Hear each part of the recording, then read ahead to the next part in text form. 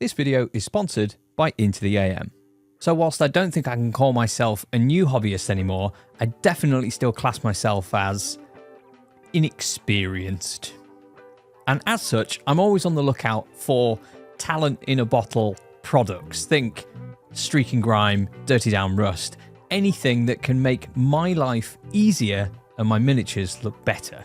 Myself and Jeff have gathered up a bunch of these products that we've either heard of or they've been recommended, and we're going to test them out against some cheaper or sometimes more simple alternatives, and we're asking ourselves, do these hobby products need to exist? Open bracket, for the average hobbyist, close bracket. That's definitely how I view myself. Some of these we haven't used before, we're using them for the first time, might be a mess. Let's have fun. Almost every single hobby company that's out there will be able to sell you a pair of clippers, but there's one brand out there that have been touted as the best above any else. God Hand. So I'm going to put them up against their Citadel and AK equivalents, because that's what we have in the studio. Worth bearing in mind that one thing I can't test here is longevity. What might clip plastic great now might not in a year's time. So my results are purely just from what's here and now on the table in front of me. So first up to test are the AK snips, the cheapest one of the range. Now, these do seem quite small in the hand. The spring seems sort of quite, maybe loose is the wrong word, but very easy to depress. And with all of these, I'm going to try and be as fair as possible. I'm going to place the snips straight up to the miniature and just give them a cut. I have used these before a few times, and I'm generally familiar with them. And the results you get, I think, are really, really good. Close up to the miniature, it leaves behind a little bit of flash, which you can easily remove with a knife, a mold remover, or a nail file, something along those lines. But most importantly, there's no chunks taken out of the miniature. So for 10 quid, pretty happy with these. Second in our test are the Citadel snips, and these are a lot bigger. I don't have the biggest hands in the world. If anyone has smaller hands than me, this might feel quite uncomfortable to use. The spring is a lot firmer in these as well. These probably are the snips that I've used the most out of any, and placing them right up flush against the miniature, as you can see, it leaves behind these sort of white marks, and some small chunks of plastic have been removed. I think really it's best to use these maybe a millimeter away, and then as you snip, it kind of pushes down and cuts flush. But right up to the miniature, the results aren't as good as the cheaper AK clippers. Do get points for style. I've always quite liked the look of them, but functionally not as good. And then we have the God Hands coming in at £50. They're so fancy, I can only read a few numbers and made in Japan on the packaging. Everything on the back, not a clue. Hopefully it's a good enough reason why they cost this much money. Design-wise, very similar to the AK snips. The size is almost identical. I find these a bit easier to use. The grip position is a little bit smaller. Spring feels a little bit firmer as well. But anyway, on to the use. Straight up to the miniature, and my God, using these is like an eye-opening experience. There's no audible clipping noise when you use them. It just bites through the plastic like you're cutting into butter. These are precision instruments, and the usability and the feel of them is amazing. If cutting through plastic with the Citadel snips is like trying to cut through flank steak with a butter knife, this is fillet steak with a Japanese chef's knife. It is amazing. But the issue is the price. Now, results-wise, they're similar, very similar to the AK clippers, which are £10. And again, the longevity comes into this. And really, I think the question is, are the God Hands £40 better than the AK clippers? You could buy 5 pairs of the AK clippers for 1 pair of God Hands. That's for you to make that decision, I think. For me, I bought them for this video. Am I going to continue to use them? Absolutely. They're by far my favorite clippers to use. Price-wise, quite hard to justify. Maybe a present for the hobbyist enthusiast in your life. So just a quick break from testing some of these crazy products to have a quick mention of our sponsor, Into the AM. It's the 24th of November. It's Black Friday, and that can mean only one thing: sales.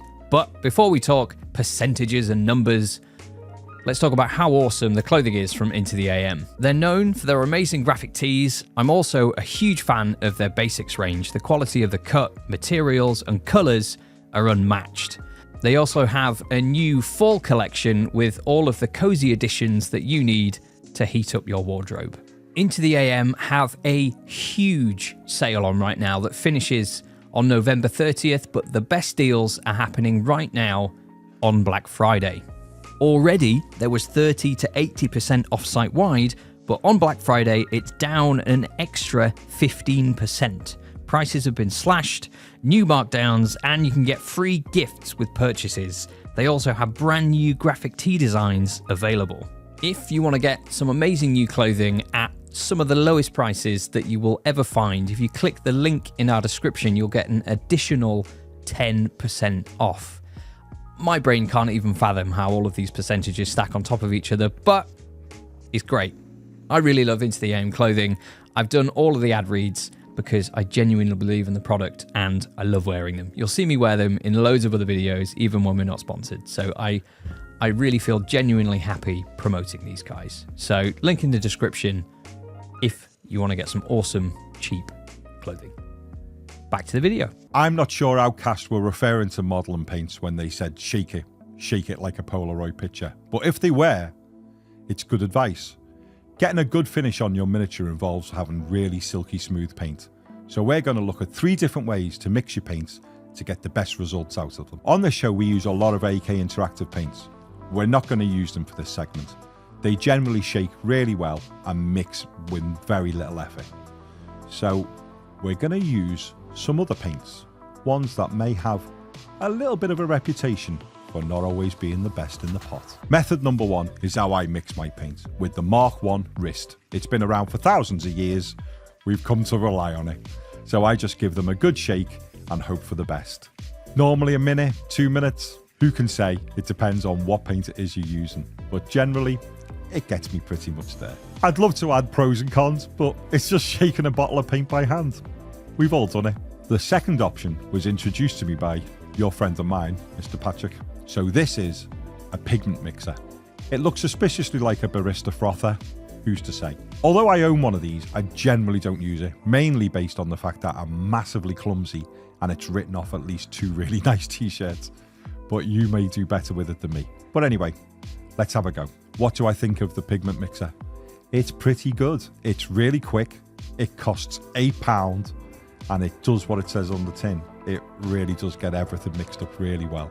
Downsides, it takes batteries, so you've got to make sure you have some in the house, and it also only works on really wide aperture bottles. Not so good for your dropper bottles, I'm afraid. So our last option is the slightly off-brand Vortex mixer. I've seen these all over the internet. Loads of well-known YouTube painters use them. But I've always felt they were a little bit on the expensive side and looked like a bit of overkill for what I do with my paints. But let's try one out and see what we get out of it. So in the end, I used the Vortex mixer for about 2 minutes, which is roughly about the same amount of time as me shaking a bottle by hand. And to be honest, the results were a little bit sketchy. There was still some lumps in the paint that we tried it with. It may work better if you're using it with a dropper bottle or with a standard Citadel type pot, but with agitators inside it. So then, if I have to rank the 3 different ways of mixing paint, I would say in third place, I'm probably going to go with the Vortex mixer. Very expensive for what it did. Wasn't massively impressed with the results. If you've got one because you work in a lab, maybe use it. But if you haven't, I wouldn't rush out and buy one. Second place, my hand. It does the job. It's been doing the job for a long time. But for £8, the pigment mixer, I think works really well. It's really quick. Yeah, maybe best if you're me or you're like me, put an apron on when you're using it. But generally, I think for the price, as just a little tool to just have on your bench with everything else, it's the perfect result.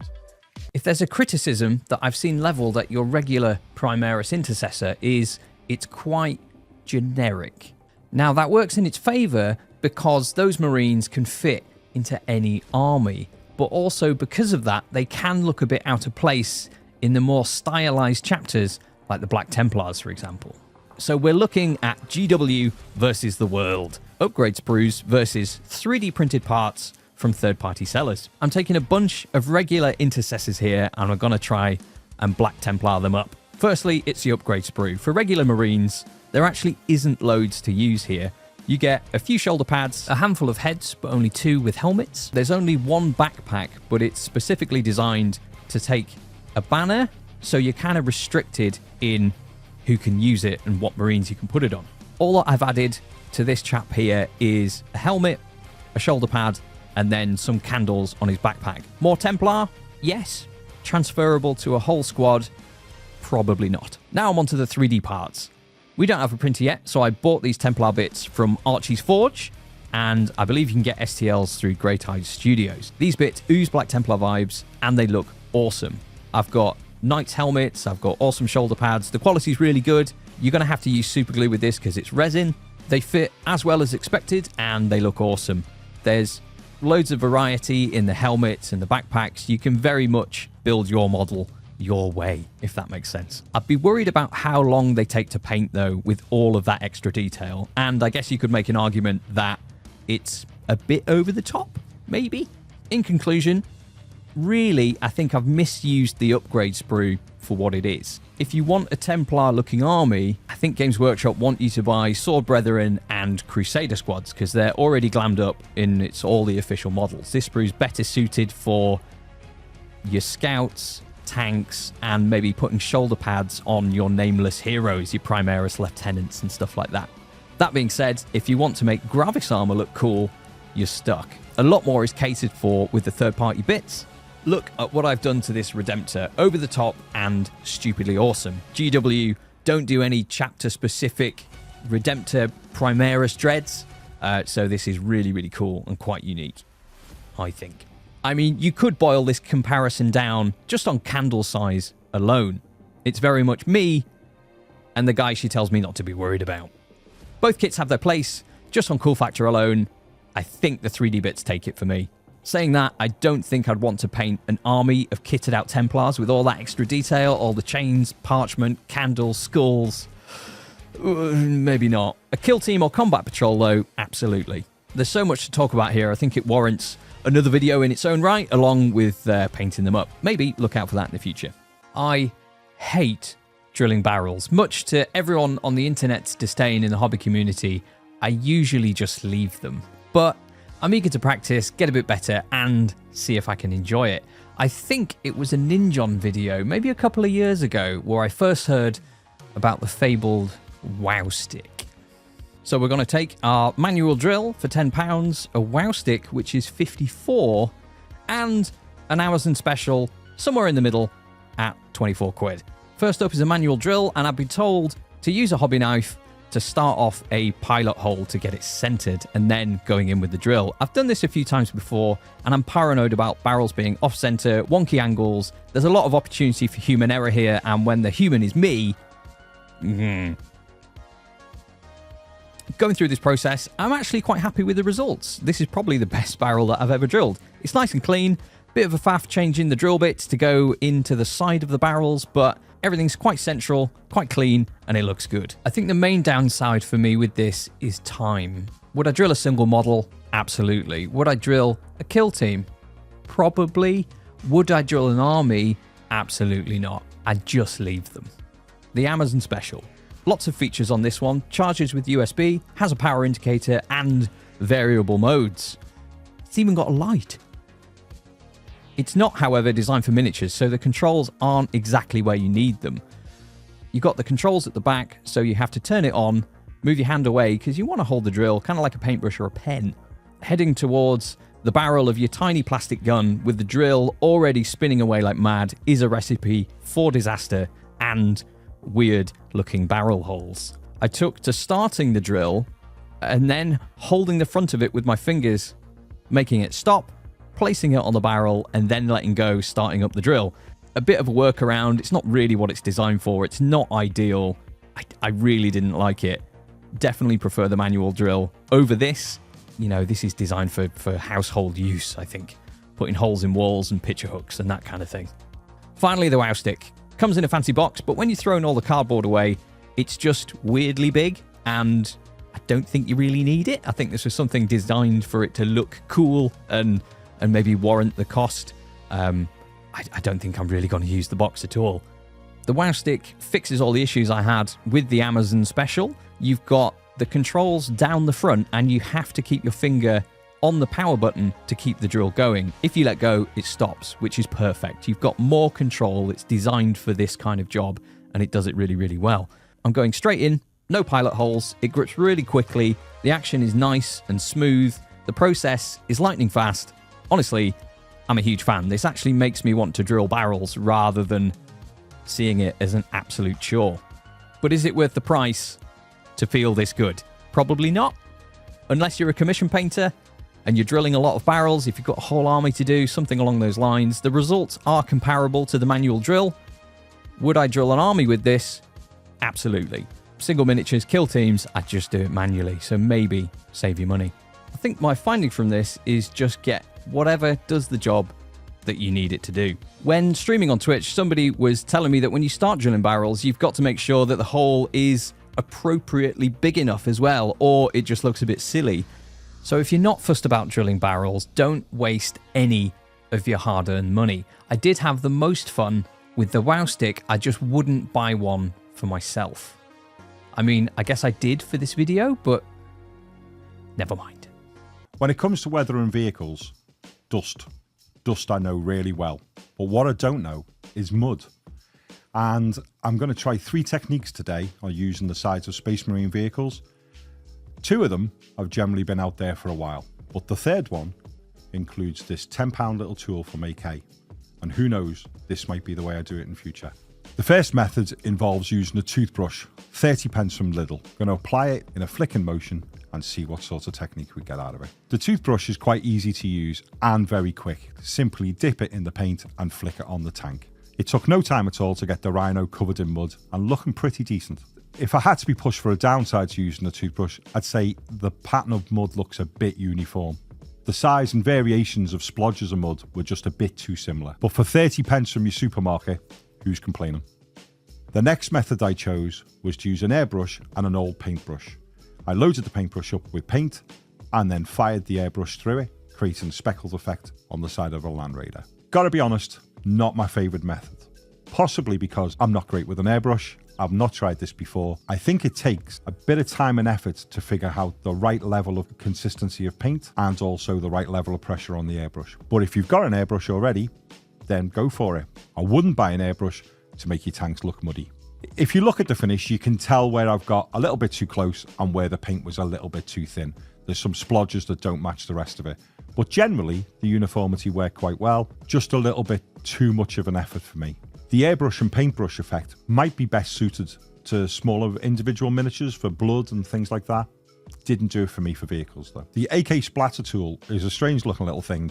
It looks like 4 toothbrushes all mashed together of different size and thicknesses of bristles. And the good thing about it is that even if you don't know how to use it, the box corresponds to the colours of bristles and it will show you, hopefully, the type of splatter effect you're going to get with each corner. Let's see if it actually works, and does this hobby product need to exist? So the general method of using this is virtually identical to the toothbrush. You just load it up with paint and flick it at the vehicle. But with it having such different variants of bristle and thickness, it really instantly shows you that you're getting it right. And its lack of uniformity really looks good on the vehicle. I was really pleased with this. And I maybe go as far as say, I was actually quite enjoying myself. So if I had to rank them, and that's not really the idea, but if I had to, I would say that in third place for me was the airbrush. Second place, because it's A, so cheap and very quick to get your head round, toothbrush. But this pips it due to the lack of uniformity and just looking like a genuinely muddy vehicle. The AK Splatter Tool takes the #1 spot for me. I could count the times that I've used an airbrush probably on one hand. There's quite a variety of different styles out there and it's quite hard to know what to go for. I don't know how to pronounce it, but let's try it together. Gallery? They sent me this brush, the GH8039, but intrigue got the better of me and I also bought myself the 68. I'd never seen a pistol grip airbrush before. My hands can cramp up a little bit using a regular brush for long periods of time, so I wanted to see which one of these I might prefer. Regular brush first, gripping it like you would with a pen or a normal brush perhaps. My aim isn't terrible using this. As you look down the length of the barrel, this generally gives me more confidence of brushing on highlights and zenithals and stuff like that, as I'm confident I'm aiming in the right place. My hand does start to ache a little bit, but nothing a quick break and a stretch can't fix. I'm just priming a few models black here, as you can see, and does a great job. The pistol brush feels really comfortable in the grip. I feel like this could be used as some retro laser gun prop in Moonraker or something like that. It's still dual action, which is awesome. A normal brush you push down to start the airflow, then pull back to release the paint. With this, you pull the trigger back to a natural stop and then pull further to release the paint. Functionally, it's very similar, but perhaps a little less control. The issue I faced, sat down for this, it feels really comfortable shooting from the hip, keeping your hand sort of waist height. But because you're not looking down the barrel of the airbrush, it does make aiming quite hard. It feels a bit more like a spray gun because of this. Trying to bring it up to look down the barrel, your back and your shoulders and your arms are in a bit of an uncomfortable position. So whilst you might save your hand and your wrist, everything else starts to ache. So maybe if you stood up, you're keeping your arm quite low. Like the specific uses here I think are quite important. Doing a bit more reading, the pistol grips have been recommended if you have mobility issues in your hands or wrists. It's just easier to grip. So if you have arthritis, for example, this is a fantastic way of using an airbrush that's more comfortable.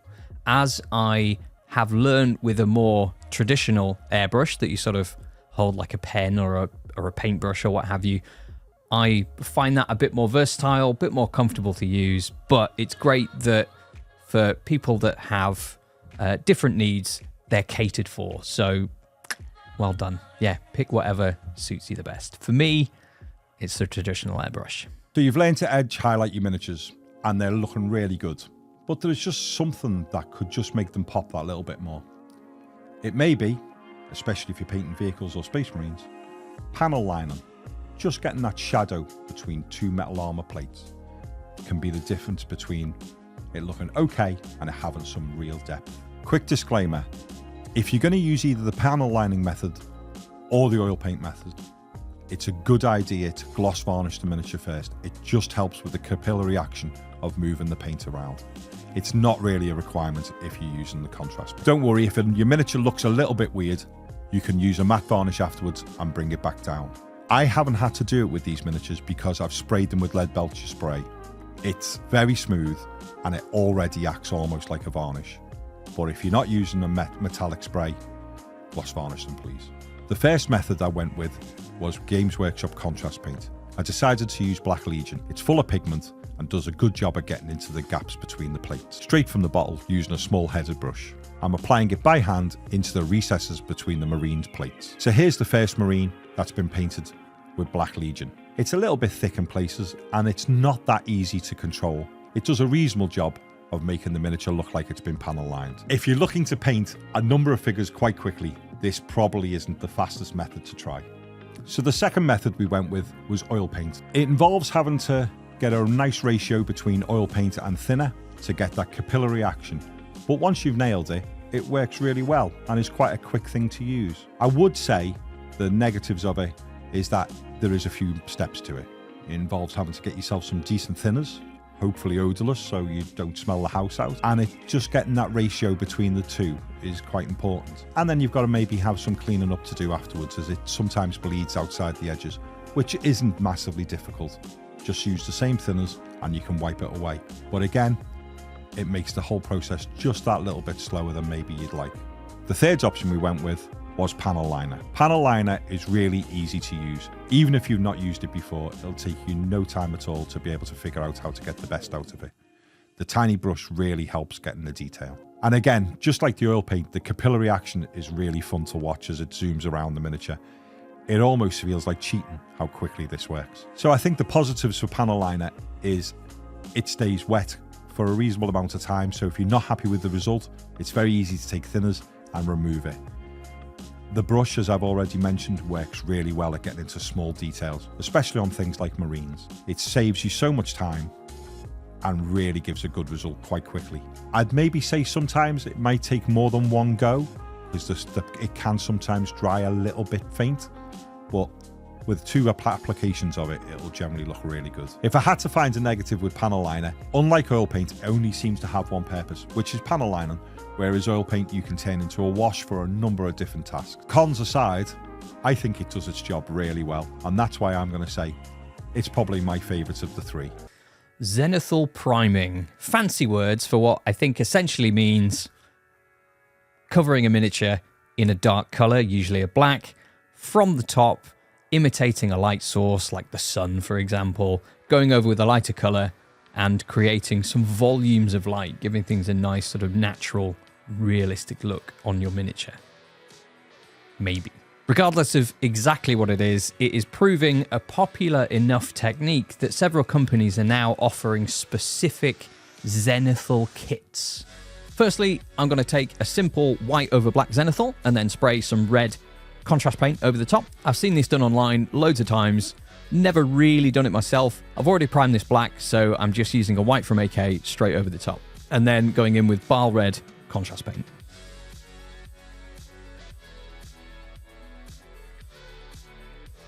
The results here I think look fine. This shoulder pad I'm especially happy with, nice fade between red down to dark red. I guess with this method you've got a choice of colour. I chose Bal red as I mentioned, but I could use any contrast red from any brand. I could use inks, whatever. I guess it's versatile is what I'm trying to say, rather than being locked into certain colours that brands want you to use. Next up from AK Interactive, we have dual XO paints. Everything's numbered and you've got an A and a B for all the colours in the range. Take red, for example. We've got dirty red for the shadow tone and then supernova red for the mid-tone. You can brush them on by hand, but they can also go through an airbrush, so that's what I'm going to do. The paints are around £5 a bottle. I'm going to use my GH8039 and going in with dirty red to get everything base coated, and then we're going in top down with supernova. Because I'm using the airbrush, I've got the control to place the mid-tones where I like. I mean, it is me, so let's go roughly where I like. Nice blend between the 2 colours so far. I'm going to try going in with a highlight, so I'm going to use this orange, and I am a bit nervous about it as it does need to be subtle. I think I've done okay here. I am wondering if I should have started from black, or maybe this could be improved with a recessed shade. Either way, I've got 3-tone power armor from dark to light, faster and better than I could do with a brush. Smashing. And then finally, we're moving on to Colourforge. Colourforge has hit the spray game hard in the UK in recent years. Colour match to GW paints, the cans are bigger and cheaper, which is ideal. They've now made these Zenithal kits, which include 3 sprays. Our pack includes 2 reds and an orange. These cans are £12 each individually, but you can bundle them up for £30. The equivalent in Dual XO is about £15, but you obviously have the expense of an airbrush and a compressor if you don't already have one. I can't lie, in the rush to try and film this video, I completely messed up the first Marines I sprayed. It had just finished raining, it was windy, it was cold, not ideal conditions, but I thought I'd risk it and definitely suffered because of that. I'll show you my shame here. Bubbles, too much orange, all user error. The next day, I went back, better weather, and got some really nice results. They're quite comparable to the airbrush variety, nice fade between colours. With a bit of practice, I'm sure I get better with the rattle cans as well. The first 2 colours are quite subtly different, and then the orange is quite a big step up, so you've got to be careful with that highlight colour. That's my main takeaway. Half a second too long spraying, 1 extra squirt, and your Marine has lost that red look, and now it is just orange. Results, I think I'm leaning towards the airbrush versions purely on how they look, but really, I think it's all about what you're using it for. If you don't have an airbrush, the cans are obviously better. If you're undercoating an entire army as quick as possible, I would say the cans are going to do that a lot faster. If you want that specific look that an airbrush will give you, then you're going to want to go for the airbrush stuff. I think everything has its place here. For me, having someone who understands paint and the colours decide what I should be using, I think is quite helpful. I know the colours are going to work with each other, but then also having that choice to do whatever you want is also going to be great. Cop-out answer? My apologies. So that's it. That's everything we have to test. Thank you so much for watching. The biggest thanks to our patrons who make all of these videos possible. Without your support, we would not be able to do what we do. So thank you very, very much. I'm going to try and post the links for everything that we've used down below in the description. Some of those will be affiliate links, some others won't be. I'll try my best to make sure what's obvious and what isn't. If there's anything else you'd like to see us test, if you have any ideas of products and bits and bobs, I've got a few ideas for video number 2, but please do let us know again. Have a good Black Friday. Don't spend all of your money. Save some for Christmas, and see you in the next one.